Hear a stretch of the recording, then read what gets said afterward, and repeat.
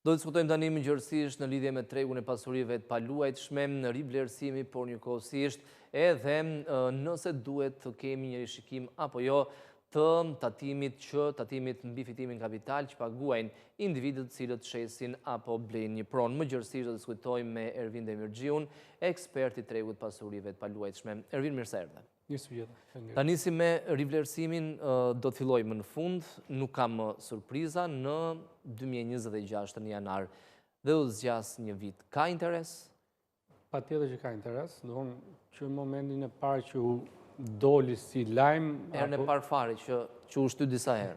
Ajo ishte rasti që ishte vjetë, patjetër që edhe vjetë pat një mpirje të gjithë kësaj gjëre, të real estate-it, sepse gjithë u tërhoqën për t'i rishqitur në 2025. Që nuk u bë ushty dhe tani faktikisht kemi një ligjë miratuar më në fund. Po kemi që në korrik që doli si lajm që persona që kanë prona për rishqitje u tërhoqën ka shqitjet. U tërhoqën me shpresën që do të bëhet dhe tani kemi një ligjë miratuar fatmirësisht dhe me 1 janar fillojmë. Me 1 janar fillojmë dhe realisht është një lajm shumë i mirë për gjithë ato që ka një pronë. Që duan të shesin, por dhe një lajm i mirë për gjithë ato që duan të blenë. Do theksoj këtu ato që duan të blenë me kredi, që deri tani kishin të pamundur, sepse tregu ka vazhduar jetën e saj normale, sidomos pronat e reja kanë patur një vëmendje më të madhe, do pallatet që shiten, ndërtimet e reja kanë patur një vëmendje sepse personat që nuk blinin dot apartament që rishqiteshin blenë tek pallatet e reja. Pra lajmi i mirë është për personat që posedojnë një pronë për rishqitje dhe personat që duan të blenë me kredi. Këto janë 2 kategori që përfitojnë më shumë. Ata me kredi si përfitojnë? Ato me kredi përfitojnë sepse kanë mundësi të gjejnë një pronë. Sepse deri më sot, askush nuk gjende një pronë që mund të shite me kredi. Sepse gjithë prisnin thonë, presim janarin, bëjmë rivlerësim që ta shezi për arsyën e taksës.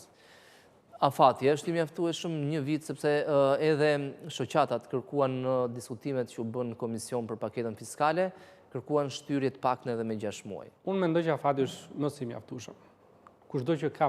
Problemi është e AZK-ja, arrin t'i përpunoj të gjitha. Po, këtë vit, këtë herë, këto kanë bërë dhe diçka të mirë. Mendoj që kushdo që ka aplikuar deri në 31 dhjetor 2026, mjaftot këtë bërë aplikimin dhe ka mundësi deri në 31 janar 2027 të bëj pagesën dhe quhet pronë e rivlerësuar. Ndryshe nga rivlerësimet e mëparshme kur nuk ishe bërë pagesën e faturës së tatimit, nuk merren në konsiderat. Këto herë kanë marrë në konsiderat dhe mendoj që është goxha e mirë. Pavarësisht se ne si popull kemi do të keni që në çdo gjë e lejmë për moment fundit. Sigurisht. Unë mbaj mend herët e fundit që kanë bërë rivlerësime, ditët e fundit ishin çmenduri me kaos total. Duhet i ishte 5% çmimi ulët 3 ose 2 sikurse është bërë në të kaluarën, apo edhe me 5 ka interes? Patjetër që po të ishte më poshtë, shumë më mirë të ishte për qytetarët, shumë do përfitonin qytetarët, mendoj shumë prona do rivlerësoheshin, sepse do zgjerohej ai diapazoni për ta bërë, por gjithsesi duhet të parë në konvertrim pozitiv që 5 është shumë më mirë se 15. Patjetër që po. Pak më keq se 3 apo 2. Pak më keq se 3, po shumë më mirë se 15. Prandaj ti jemi pozitiv në këtë pjesë. Ai 15% pasi të mbarojë edhe kjo fushat rivlerësimi duhet të rishikohet dhe e para i shmangim këto fushatat të erpashershme, një në 3 apo 4 vite dhe njëkohësisht kemi vazhdimisht interesin e qytetarëve për të shitur dhe për të blerë sepse mund të keni tatim që mund të variojë nga 5 deri në 7 apo 8%. Patjetër që duhet rishikohet. Nuk është zgjidhje fushata rivlerësimit. Ne fatkeqësisht këtu në vendin tonë çdo gjë bëjmë me fushata. Bëjmë fushata prishjet, bëjmë fushata legalizimet, bëjmë fushata rivlerësimit. Fatkeqësisht nuk është kjo zgjidhja. Nëse vërtet do të kemi një treg konsoliduar, nuk është kjo zgjidhje. Zgjidhja është ule, bëje 7, bëje 5, le të jetë në vazhdimsi. Mendoj që jam i sigurt që shteti do mbledh shumë para. Sigurisht, sepse në një farë mënyrë mund shmanget edhe pjesa paguhet në dorë. Shmangen shumë gjëra, shmangen sa më shumë shtrëngime, aq më shumë njerëzit tentojnë të shmangen. Prandaj do ishte ideale do ishte 5 që të ishte gjatë gjithë kohës, por edhe 7 nuk është keq. Fund fare, siç thamë më lart kur vlerësojmë 5 është për gjysmim. legalizimet duhet përfshiheshin në këtë proces të rivlerësimit, sikurse janë përfshirë në të kaluarën? Unë mendoj që duhet përfshiheshin. Nëse është një pallat procesi legalizimi apo legalizuar, apo edhe pronat që janë në ndërtim, që ka ndërtues që i kanë të zgjatur afatet e tyre, çfarë ka qytetari? Ka ndërtues që ka marrë për 5 vite, por e ka marrë për 5 vite në 2015 dhe akoma se ka mbaruar ndërtimi. Çfarë ka ai qytetari që e ka porositur pronën në 2015, sot jemi në 2025 dhe janë 10 vite, Vetëm faja tisë është. Diferenca është shumë e madhe. Çfarë ka ai kur ta shes pastaj? Po tregu është rritur pra shumë, ky është problemi. Dhe ai është goxha i prekur për tatimi. Dhe është gjunaf. Çfarë ka qytetari? Legalizimet, po dhe legalizimet, pse jo, pse mos bëheshin? Të ishte ideale të bëhesh legalizimet dhe prona ndërtim që është mbaruar si ndërtim, por s'është kolauduar apo s'është certifikuar, patjetër që po.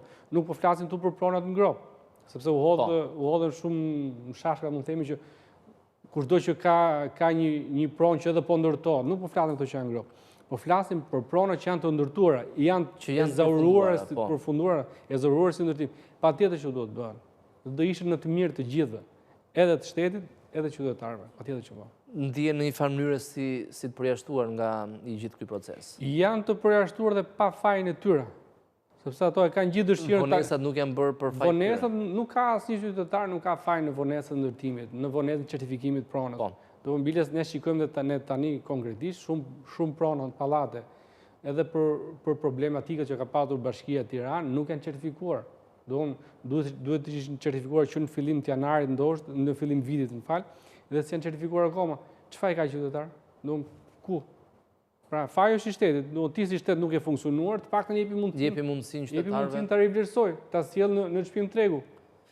Çmimet, mendoni se pra fushatat e rivlerësimit ndikojnë tek çmimet apo s'kan efekt? Nuk mendoj që fushatat e rivlerësimit ndikojnë tek çmimet. Ndoshta na jep mundësinë, kur them na jep mundësinë shitësit dhe blerësit të kenë më shumë mundësi për të negociuar, për të arritur një të mirë, sepse në fund fare janë disa para që do i merret shteti, sot nuk i merr, ndoshta dhe ajo pjesë është më e negociueshme, është më e mirë. Detyrimet që duhet paguheshin në shtet mund negocion për të arritur një marrëveshje sa më të shpejt.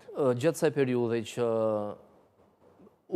nuk po flasim për atë periudhën e mëparshme, por tashmë që u miratua ligji dhe dihet që do bëhet në datën 1 janar 2026, ka pasur tregu një farë ngecje dhe me drejt njerëzit presin rivlerësimin.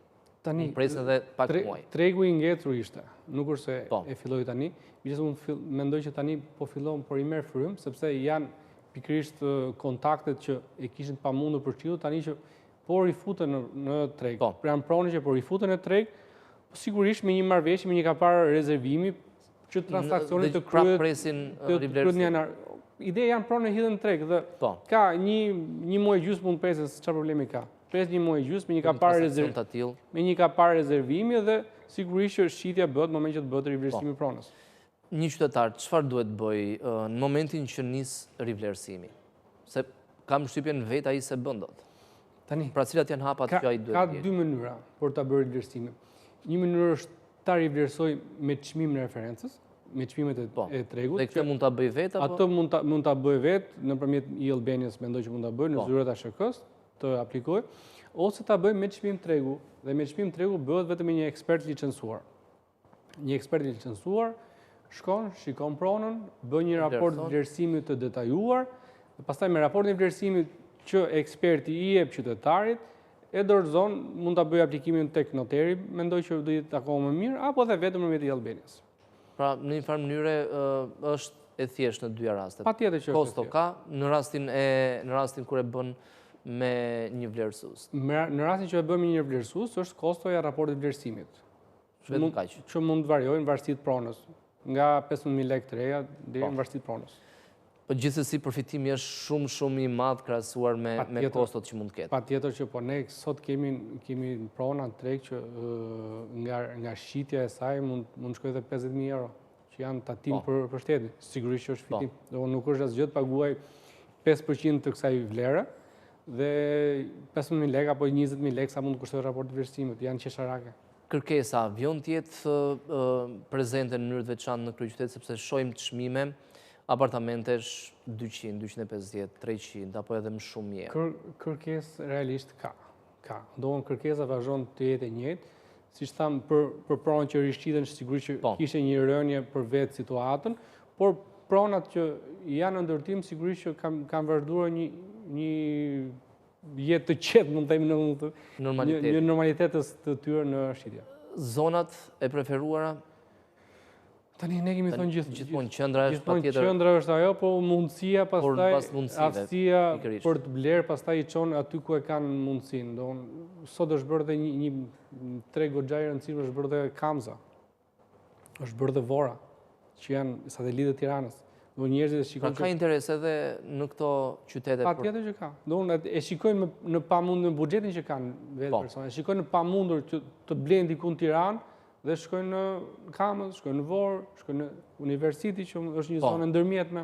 Po ndërtojnë njëkohësisht në këto zona në Kamës, në Vorë? Patjetër që ndërtojnë. Dhe çmimi është shumë i ulët krahasim me Tiranën? Çmimi është më i ulët në krahasim me Tiranën dhe cilësia mendoj që është edhe më mirë se Tirana. Sa mund të jetë diferenca? Për shembull, marrim Vorën me qenë se është edhe pak më larg sepse Kamza është si në Vorë mund gjesh me 800 euro. Pra është shumë mirë. Ja vlen ta bësh edhe rrugën çdo ditë? Patjetër. Nuk është punë ja vlen të bësh edhe rrugën, sepse Vora është zonë industriale.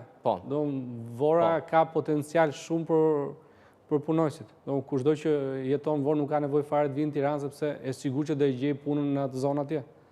Pra edhe ndërtime po bëhen aty? Patjetër që po bëhen ndërtime të reja dhe cilësore.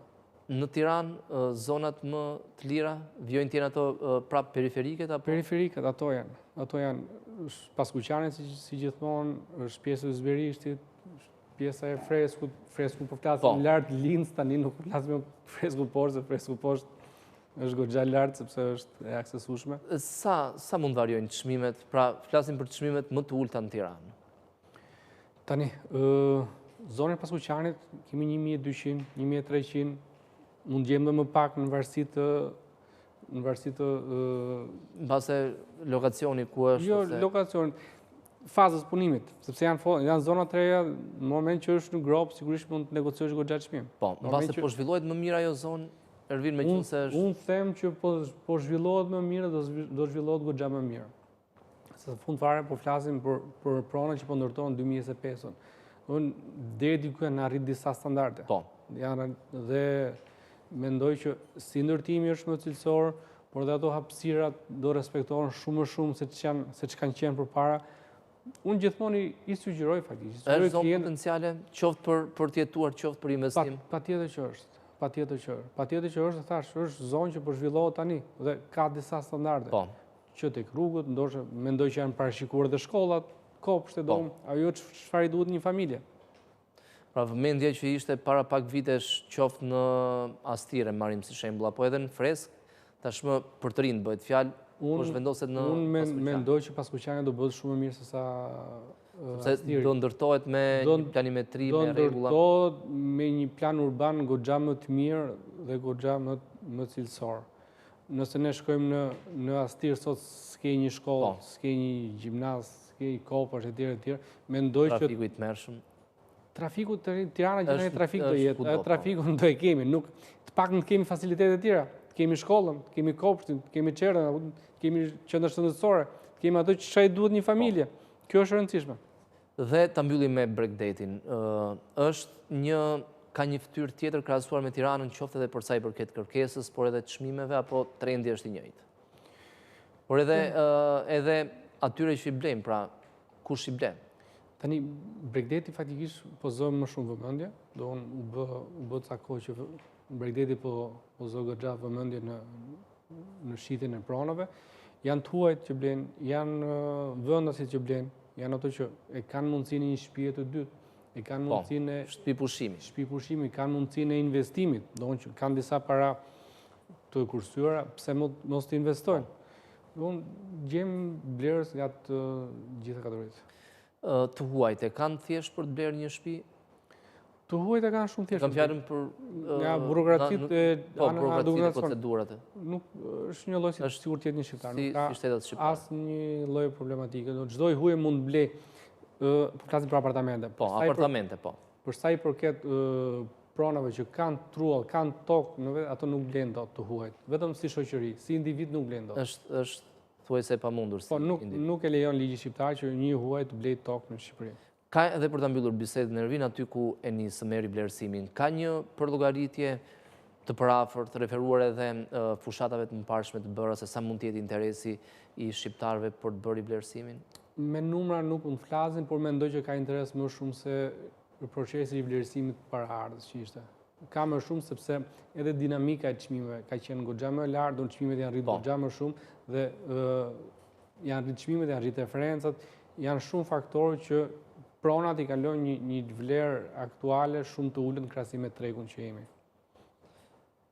Ervin, ju falenderoj që ishit në studio, patjetër do presim, do diskutojmë kur fushatat jetë aktive, do të flasim edhe për rezultatet. Faleminderit. Patjetër që faleminderit juve.